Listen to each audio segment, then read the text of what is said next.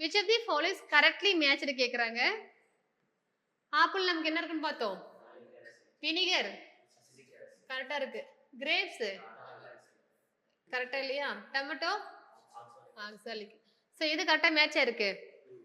2 only கரெக்டா மேட்சா இருக்கு.